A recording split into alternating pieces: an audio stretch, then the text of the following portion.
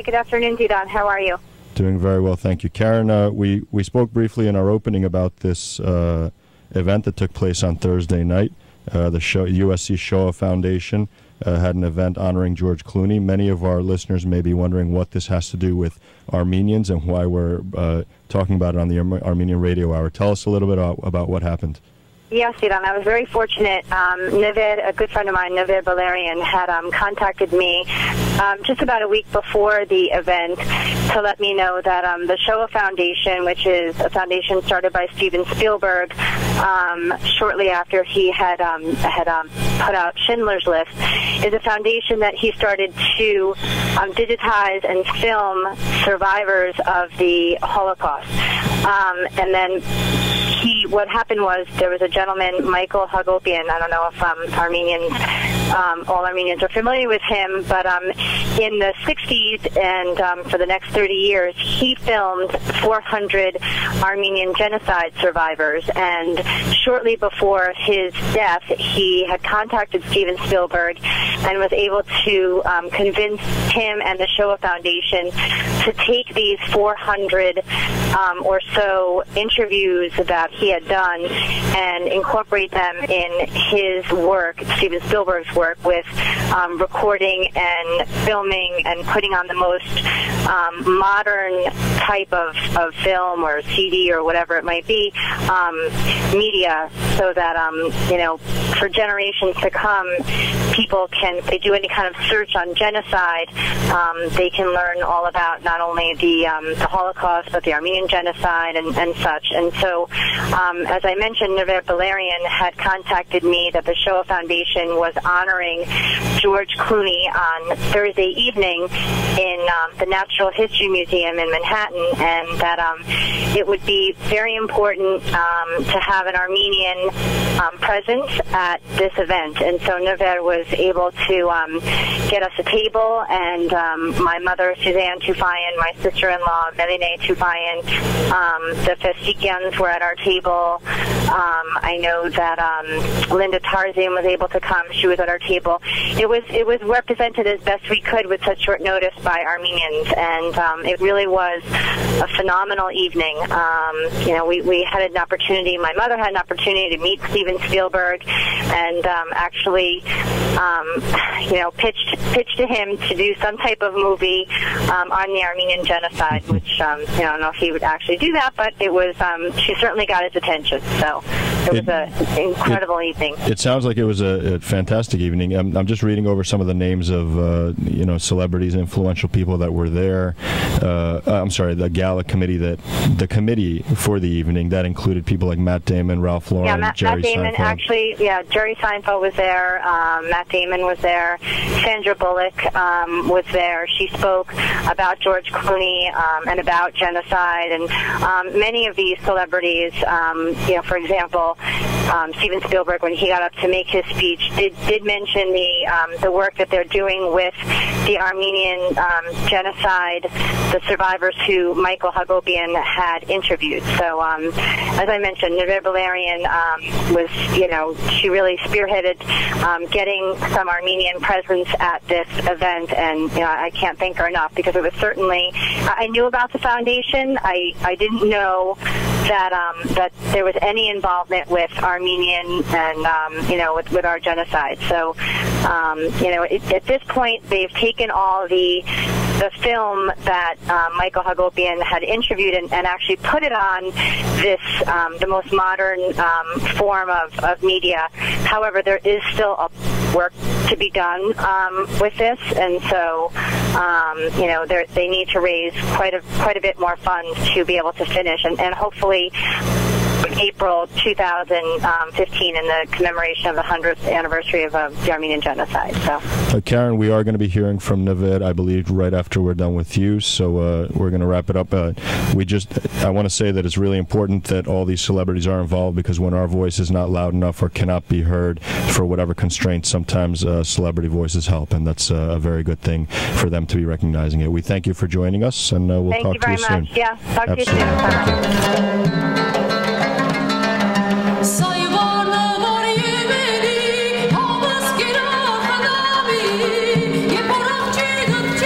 You are listening to the Armenian Radio Hour of New Jersey. We just heard from Karen Nargizian, who had attended the Shoah Foundation gala that took place on Thursday evening this past week, and she did mention that there was an individual, a female, that spearheaded getting Armenians there, and that was Never Beylerian, and we're happy that Never is joining us on the phone right now. Hello, Never. Hi, Didan. How are you? I'm doing very well, thank you.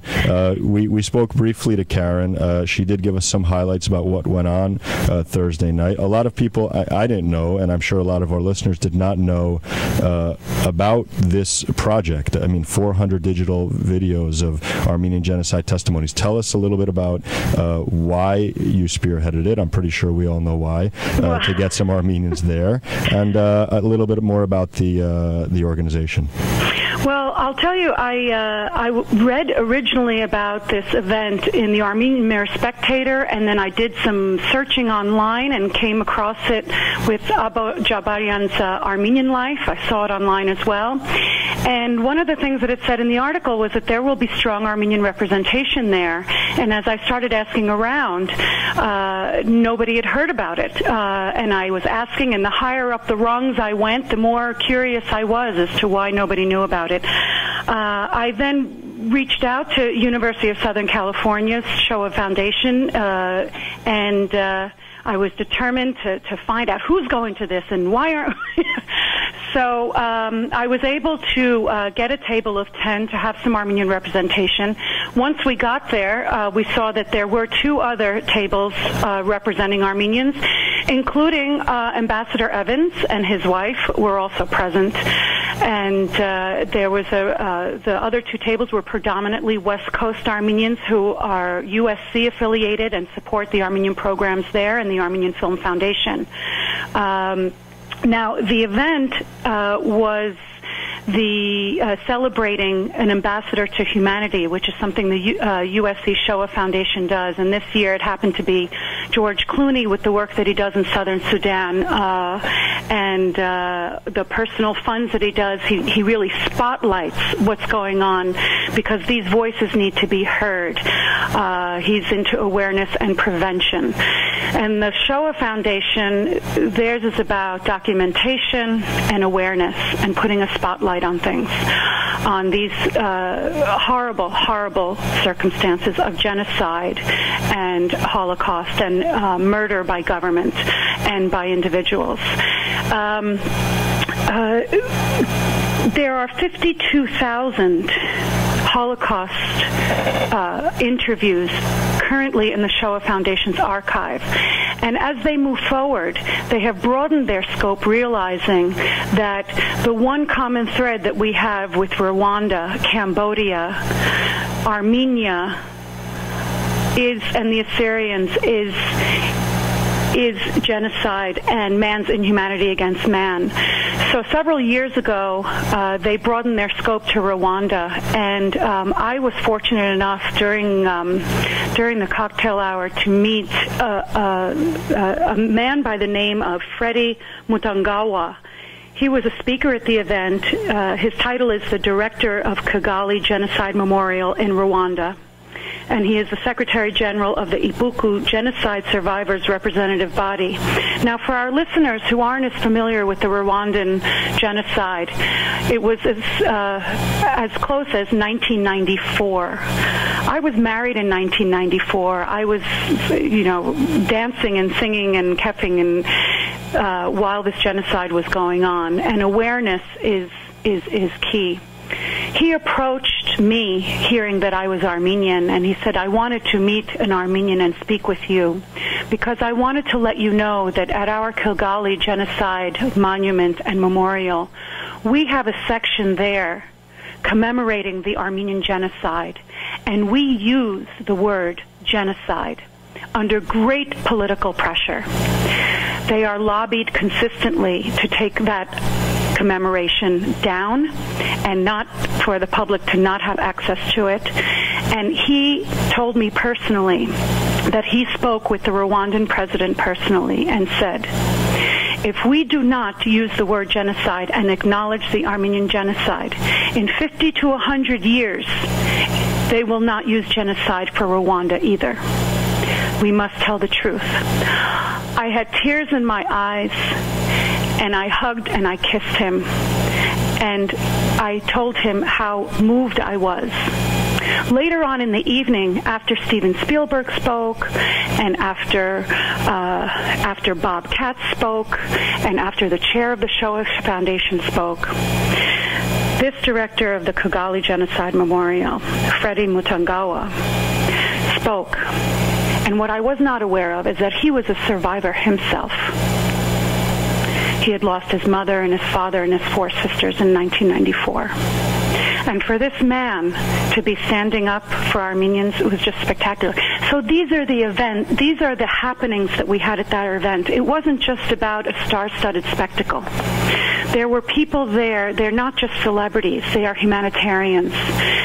So I did take the liberty, after Mrs. Tufayyan pitched Steven Spielberg, and I hope she was successful. I know she was very engaging with him. I took the liberty of approaching Mr. Spielberg later on, just thanking him for his vision and for opening up to shine the spotlight on other genocides.